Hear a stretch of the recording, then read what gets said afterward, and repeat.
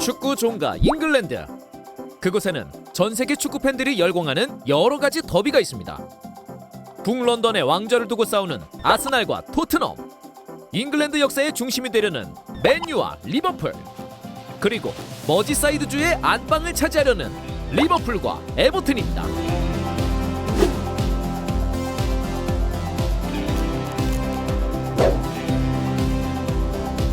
북런던에는 가깝지만 먼 사이를 유지하고 있는 두 팀이 있습니다. 바로 아스날과 토트넘이죠. 만날 때마다 많은 이슈를 불러일으켰고 팬들 간의 충돌도 빈번하게 일어났는데요. 그렇다면 아스날과 토트넘은 왜 서로를 못 잡아먹어 안달인 걸까요? 역사는 1910년대로 거슬러 올라갑니다. 당시 런던의 울위치를 연고로 하고 있던 울위치 아스날은 지리적인 위치 때문에 재정난을 겪고 있었죠. 티켓 판매가 주 수입원이었던 그때의 축구팀들에게는 큰 약점이었습니다. 1886년에 창단된 런던 최초의 프로클럽 울위치 아스날에 결국 파산 위기가 찾아온 찰나 또 다른 런던팀 풀럼을 소유하고 있던 헨리 노리스가 인수를 선언. 이후 단점을 극복하기 위해 토트넘과 가까운 곳에 있던 하이버리로 연고지를 옮기면서 북런던의 라이벌 구도가 구성됐죠. 이내 북런던 더비의 악연에 불을 지핀 큰 사건이 일어나는데 1차 세계대전이 끝난 후 리그를 재개함에 앞서 참가팀을 20팀에서 22팀으로 늘리자는 의견이 제기됩니다. 이로 인해 2부 리그의 1위팀과 2위팀이 승격하는 시나리오가 예상됐으나 노리스가 개입해 구도를 완벽하게 바꿔놨죠. 축구계에서 가지고 있던 자신의 영향력을 행사한 것입니다. 기존 1위, 2위팀과 함께 한 팀을 더 승격시키자는 의견을 들이밀었고 결국 투표를 통해 정해진 승격팀은 2부 리그에서 5위를 차지하던 아스날이었습니다. 세 팀이 승격하는 상황으로 인해서 1부 리그의 한 팀은 강등을 당해야 했고 그 주인공이 1914-1915 시즌 최하위에 위치한 토트넘이었죠. 10년이 지나서야 노리스의 부패 사실이 밝혀지긴 했지만 이미 강등을 당했던 때부터 아스날을 향한 토트넘 팬들의 반감이 생겨났고 마침내 본격적인 북런던 라이벌 구도가 형성된 것입니다. 1960년대 중반 영국 정부의 법령 개정 이후 토트넘이 정식으로 런던에 편입되면서 현재의 모습을 갖춰왔죠. 팬들 간의 무력 충돌은 물론이고 2001년 토트넘의 주장이었던 솔 캠벨의 충격적인 아스날 이적, 경기 중 선수들 간의 신경전까지 일어나곤 합니다. 상대 전적은 현재 77승 51무 60패로 아스날이 조금 앞서 있는데요. 이전까지 아스날이 우세였다면 최근에는 토트넘이 따라잡고 있는 추세입니다. 개인적으로 북런던 더비에서 가장 흥미로운 부분은 2004년에 일어났던 라자냐 사건인데요. 때는 05-06 시즌 11년 만에 아스날보다 높은 순위를 앞두고 있었던 토트넘이 마지막 라운드를 앞두고 호텔에서 라자냐를 먹은 것이 화근이었습니다. 주축 선수들이 식중독 증세를 보인 것이죠. 당황한 토트넘은 경기 연기를 신청했으나 거절을 당했고 결국 웨스트햄에 패배하면서 아스널에게 4위 자리를 내주고 말았습니다. 이때 아스날 팬들이 제작한 노래가 바로 라자냐 송입니다.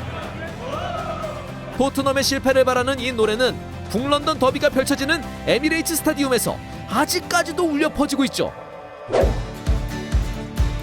잉글랜드에서 최고의 역사를 자부하는 두 팀, 맨유와 리버풀, 모두 잉글랜드 북서부에 위치하고 있다 하여 노스웨스트 더비라는 명칭이 붙었죠. 라이벌 구도가 시작된 시기는 산업혁명이 일어났던 때입니다. 처음에는 맨체스터에서 생산한 제품들이 리버풀 항구로 나가는 구도로 양쪽 모두가 호황을 누렸으나 아일랜드로 향하는 맨체스터식 운하가 생기면서 희비가 엇갈렸습니다. 일거리가 없어진 리버풀의 지역 경제에 큰 타격이 온 것이었죠.